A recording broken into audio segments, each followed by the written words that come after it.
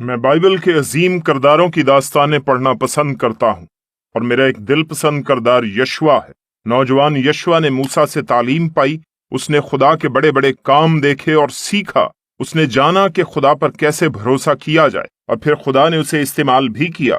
इसके बारे में हम यशुआ 6 बाब में पढ़ते हैं।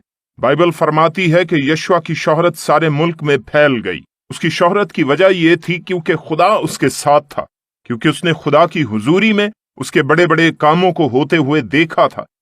लेकिन फिर यशुआ 7वें बाब में हम देखते हैं कि बनी इस्राएल के गुनाह के सबब से हालात तब्दील हो गए। उन्होंने जाकर वो काम किया जो वो जानते थे कि गलत है, और ये भी कि खुदा इससे खुश नहीं होगा। फिर जब वो जंग के लिए गए तो मुंह के बल गिरे। वो तो ये सोचते थे कि हम अपने जोर से ये जंग लड़ सकेंगे। उन्हें बड़ी फौज की जरूरत नहीं थी, बल्कि थोड़ी सी फौज की जरूरत थी। फिर वो आई में जंग के लिए गए और शिकस्त खुर्दा हुए। चुनाचे यशुआ का दिल बुरी तरह टूट गया। और फिर आप देखेंगे कि बाद में आयत नंबर 12 और 13 में यशुआ खुदावंद को पुकारता और ये कहता है, ऐ खुदावंद, मैंने तेरा गुनाह किया, मेरे लोगों ने तेरा गुनाह किया, इसराइल ने तेरा गुनाह किया, हमें मुआफ फरमा।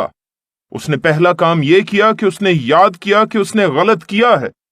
उसने इकरार किया, सरजमीन में जो गुनाह था उसने उसका इकरार किया। फिर दूसरा काम, उसने लोगों को भी इकरार करने की दावत दी। उसने कहा, आएं, वापस लौटें और अपनी जिंदगी खुदा के हवाले करें।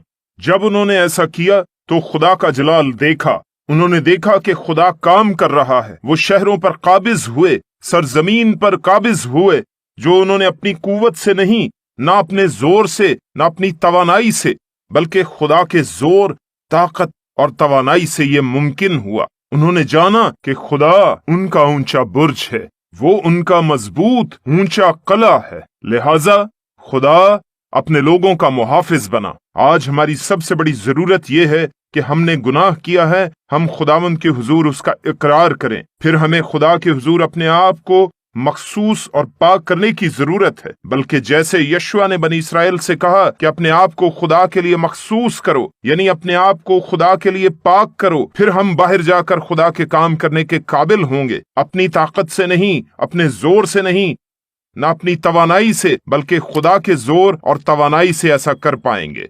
तब हम फतह हासिल कर पाएंगे।